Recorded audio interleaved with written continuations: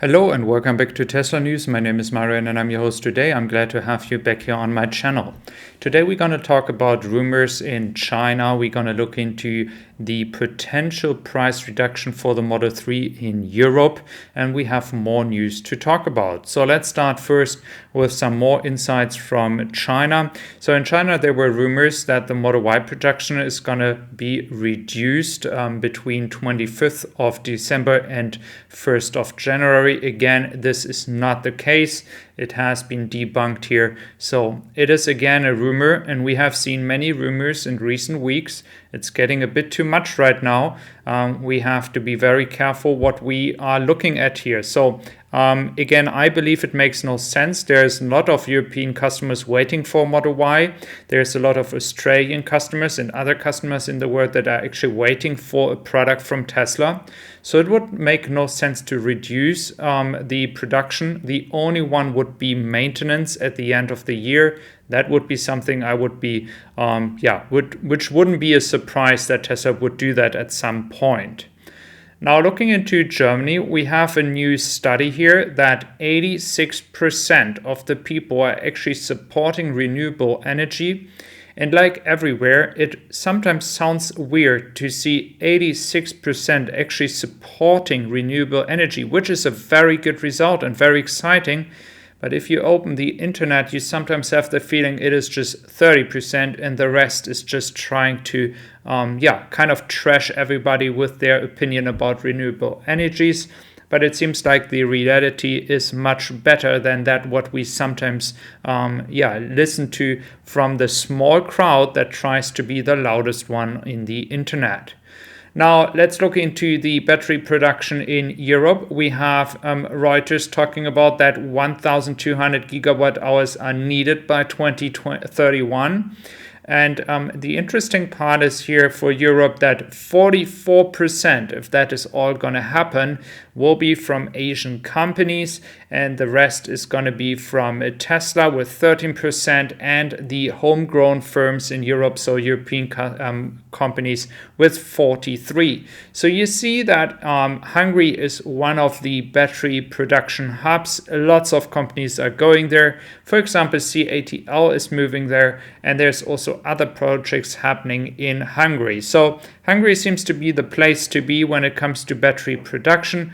I'm actually looking forward to have it more spread out over the entire European continent. Now in Giga Berlin, we have more exciting stuff. For example, now is the possibility there to drive with or ride your bicycle to work. There's still some ways that have to be finished, but most of the part is actually ready. So you can actually ride your cycle to work if you are not living too far away. Now, we talked about the production in Giga Berlin being actually very good. I think it's just a question of time that the 3K is actually officially announced. If Tesla doesn't do that anymore, those milestones, I think then it is already achieved. Now, as we have seen yesterday, the Tokyo car arriving in Zeebrugge. Today we have the Poseidon arriving in Zeebrugge. So more cars coming, and I can say based on my own experience and the job I'm working in that has to do with Tesla here, that there's so much deliveries happening. It's just crazy. Model S deliveries, Model X deliveries, Model 3 deliveries, and then a lot of Model Y deliveries from Giga Berlin. It's gonna be some crazy days. Just telling you, next week it's going to be the biggest week Tesla ever had in Germany. It is expected that Tesla will be delivering around about 9,500 cars combined. So that is going to be interesting. Looking into Texas, we have a new project that got an approval for a statewide market design pilot for a virtual power plant. The pilot will involve Powerwalls, owners in Texas pooling their stored energy together and supplying the grid while getting paid for it. So we clearly see that not only in other places in the States, but now as well in Texas, where Tesla is, of course, having a chance to do that as they are as well producing cars over there. It is now a big chance to continue making the virtual power plant actually possible. Now, if we look into the average prices of new vehicle in the US, again, this is not for EVs only, but in general, we have seen a 15% price increase compared to last year, November. In July and August, it was the highest with 20%. Again, $69,000 is a very high price, guys. This is just crazy. But again, this one, the increase that happened from October to November was based on the luxury segment. Lots of cars in the luxury segment that drove up the average price here. So this might be one of the reasons why that happened. Now, I wanted to talk about the price reduction for the Model 3 and the potential price reduction for the Model 3 in Europe. One of the reasons why that can happen in Germany, especially as a German citizen, I can tell you that in 2023, the support by the government for the Model 3 or the Model Y is going to be reduced, and therefore demand might decrease. And as we are expecting that in Q1 2023, the last big wave of Model 3s for Model 3 reservation holders will arrive. After that, I do expect a bit of a slower rate of new Model 3 reservations. And based on that, I actually expect Tesla to reduce the Model 3 prices in Germany. There's another point. We have the high production rate in Shanghai that makes this possible.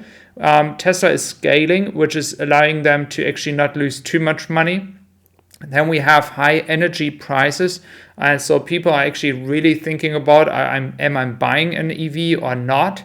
So that is a point as well. We have as well the fact that the support by the government is decreasing. So lots of interesting points. I'm not saying that Tesla is the issue here. There's a lot of stuff going on in Europe, and so that's why Tesla might react based on that to create new demand. Now, I don't mean that there's a demand issue, by the way, and that is something I have said many times. Tesla is very smart in playing with prices. For example, in Germany, in the past month, prices have been going up and down, and they have been playing this game for a long time. And that is the same thing for cars. They are purely going based on demand. They don't care if you bought 2 weeks ago or you buy in 1 month. If they have the feeling they have to create new demand, they're going to do that based on price reductions, and this is the way to go. So thank you very much for being here today. I'm very excited to have you back here. If you're new to my channel, do consider subscribing, and I wish you a wonderful day. Hope to see you back here soon again.